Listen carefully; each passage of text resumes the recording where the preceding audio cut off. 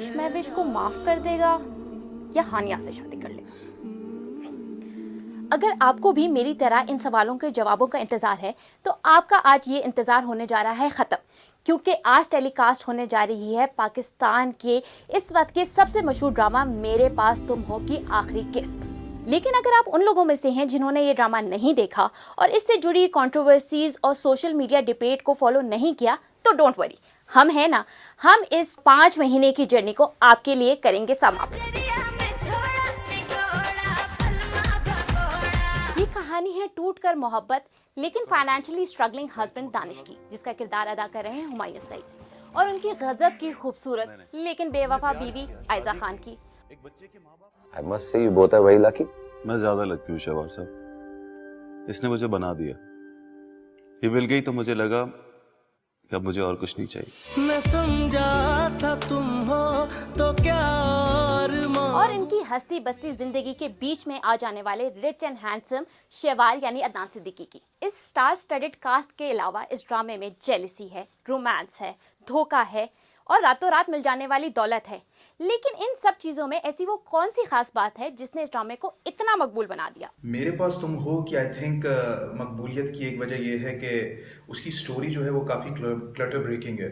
That I can say it because Pakistani ड्रामों के अंदर अमूमन दिखाया जाता है कि मर्द ही कल्प्रिट होता है, मर्द की बेवफाई, मर्द किस तरह से लॉयल्टी को क्रॉस करता है। लेकिन this is probably very handful of the dramas जिसके अंदर लड़की या औरत की बेवफाई दिखाई है। इस तरह के उसमें डायलॉग्स राइटर ने लिखे हैं कि जो कि हम लोग अपनी डेली लाइफ के अंदर अमूमन यूज नहीं कर सकते।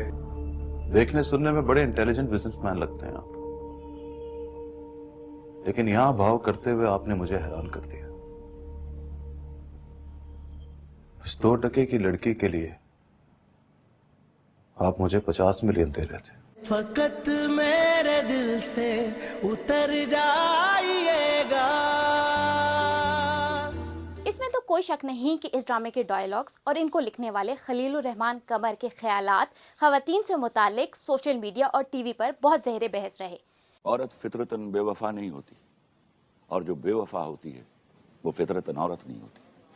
लेकिन इनके क्रिटिक्स के ख्याल में इस ड्रामे की स्टोरी लाइन काफी मिसोजिनिस्ट है। यहाँ तक कि एक खातून ने इसकी आखिरी किस्त को नशर होने से रुकवाने के लिए लाहौर हाई कोर्ट में पिटीशन भी दायर कर दी। तो क्या इस पर होने वाली तनकीद इसलिए है कि इस ड्रामे में एक खातून को नेगेटिव कैरेक्टर में दिखाया गया है?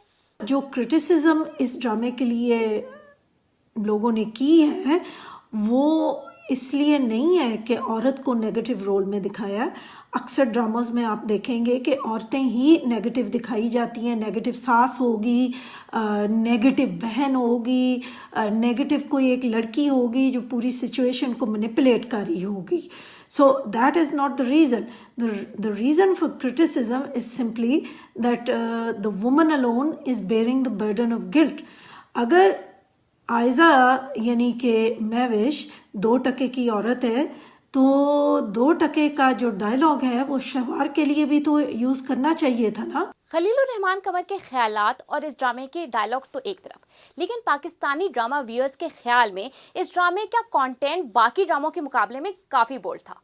नॉर्मली हमारे ड्रामास में इतनी ओपनली नहीं दिखाया जाता, हिंट किया जाता है या सजेस्ट किया जाता है कि वो ऑडियंस जो है वो समझ जाए विदाउट ओपनली शोइंग इट। लेकिन उन्होंने काफ़ी ओपनली दिखाया कि आयजा जो है जब वो दानिश से तलाक लेके भी आती हैं तो she lives with him with Shehwar without a निकाह एंड सच थिंग्स बेसिकली दुनिया में हो तो रही हैं लेकिन they are not always shown on TV. Well, love and betrayal की ये कहानी तो अपने इख्तिताम को पहुंची। अब दानिश महविश को दोबारा अपनाएगा या अपने बेटे रूमी की टीचर हानिया से शादी रचाएगा, ये देखने के लिए बहुत से लोग अपनी टीवी स्क्रीन का रुख करेंगे और कुछ इस 2 घंटे की मेगा एपिसोड को देखने के लिए जाएंगे सिनेमा घरों में। आपको इस ड्रामे में क्या पसंद आया और क्या नापसंद आया हमारे कमेंट सेक्शन में जरूर बताइएगा और हमारा यूट्यूब चैनल BBC उर्दू जरूर सब्सक्राइब कीजिएगा।